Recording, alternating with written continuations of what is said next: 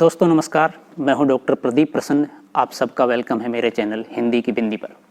आइए आज कुछ नई बात सीखते हैं नए टॉपिक के साथ में।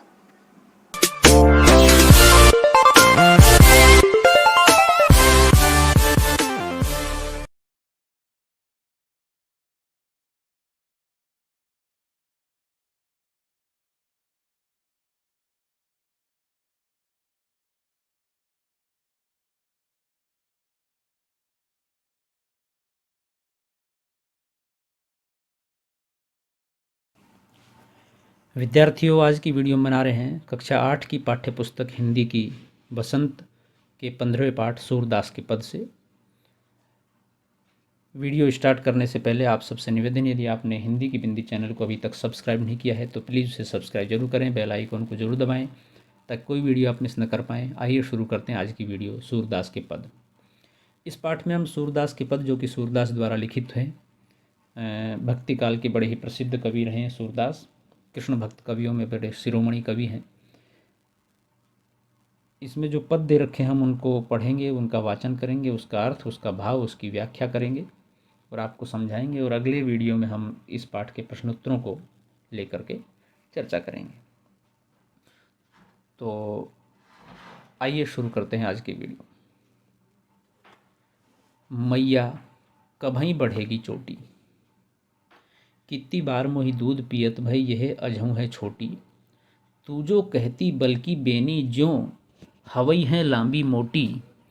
काढ़त गुहत नहवावत जहीं नागिन सी भुई लोटी। कांचो दूध पियावत पच पच देती न माखन रोटी। सूर चिर जीवई दो भया हरि हलधर की जोटी।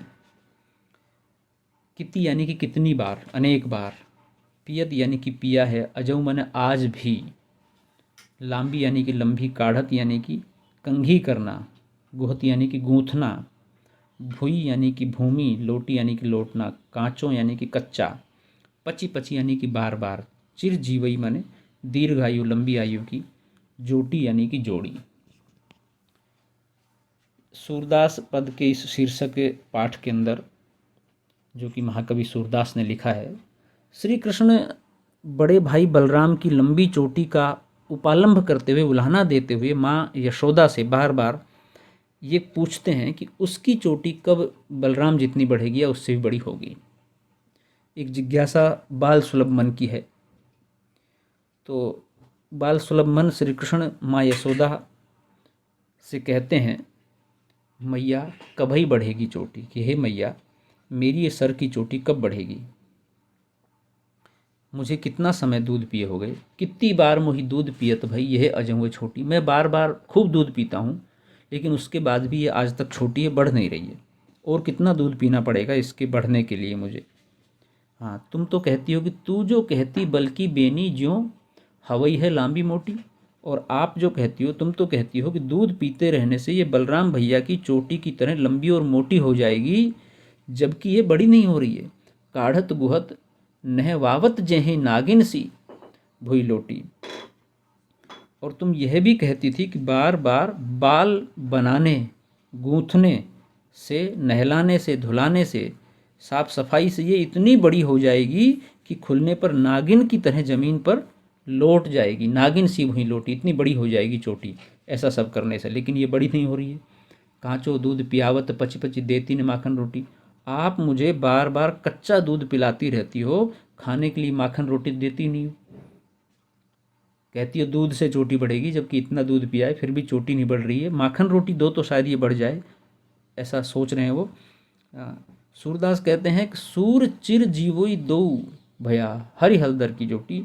श्री कृष्ण की ऐसी बातों को सुनकर माता यशोदा आशीष देती हुई कहती है कि हे भगवान करे तुम दोनों भाइयों श्री कृष्ण और बलराम की लंबे समय तक जीवो और तुम दोनों की जोड़ी हमेशा बनी रहे। तो ये बाल सुलभ मन की प्रतिक्रिया को यहाँ व्यक्त किया गया है। अगला पद है, तेरे ही लाल मेरो ही माखन खायो।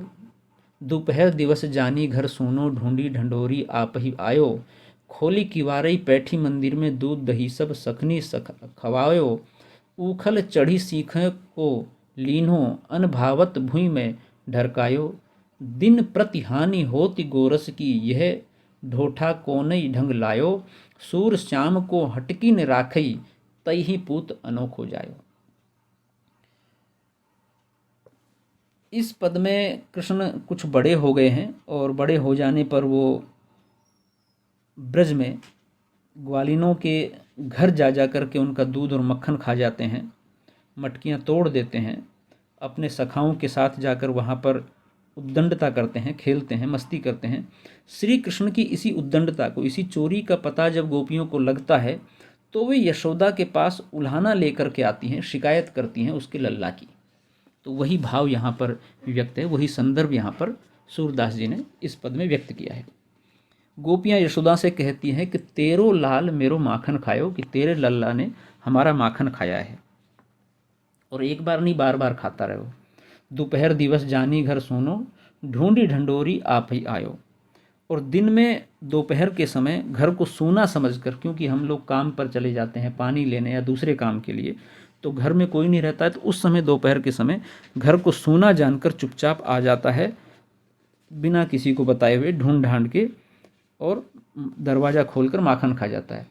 खोली किवारी पैठी मंदिर में, दूध दही सब सखनी खवायो।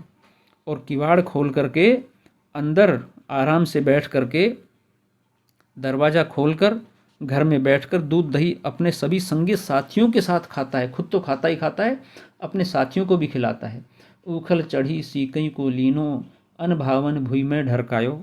हाँ, परंतु तुम्हारे लड़के ने ऊखल पर चढ़कर, मैंने मक्खन का पात्र छींके के ऊपर रखा था। वो सखी यशोदा से कह रही है मक्खन ऊपर छींके पर रख दिया ताकि इसके हाथ नहीं आए, लेकिन उसने ऊखल पर चढ़कर छींके से सारा मक्खन ले लिया, और जो अच्छा लगा उसे खा लिया और जो अच्छा नहीं लगा उसे जमीन पर गिरा दिया। दिन प्रति हानि होती गोरस की, यह ढोठा कोने ढंग लायो। यह एक दिन की बात नहीं है, नित्य प्रतिदिन की बात हो गई है। इससे मुझे प्रतिदिन दूध दही व मक्खन की हानि हो रही है, गोरस की हानि हो रही है।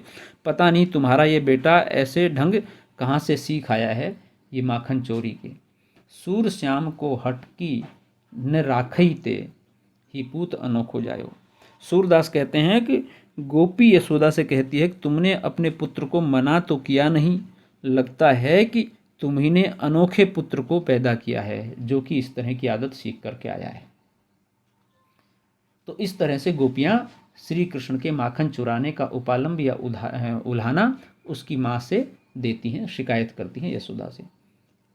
तो विद्यार्थियों, ये थी आज की वीडियो। आपको कैसी लगी हमें ज़रूर बताएं। अच्छी लगी हो तो लाइक कीजिए, शेयर कीजिए, कमेंट्स कीजिए और चैनल को सब्सक्राइब करना न भूलें। आपके मन में कोई सवाल है, कोई जिज्ञासा है, कोई प्रश्न पूछना चाहते हैं तो कमेंट्स के माध्यम से बताइए, पूछिए, हम उसका समाधान करेंगे। नेक्स्ट वीडियो में हम इस पाठ के प्रश्नोत्तरों को लेकर के वीडियो बनाएंगे। आज के लिए इतना ही। नमस्कार।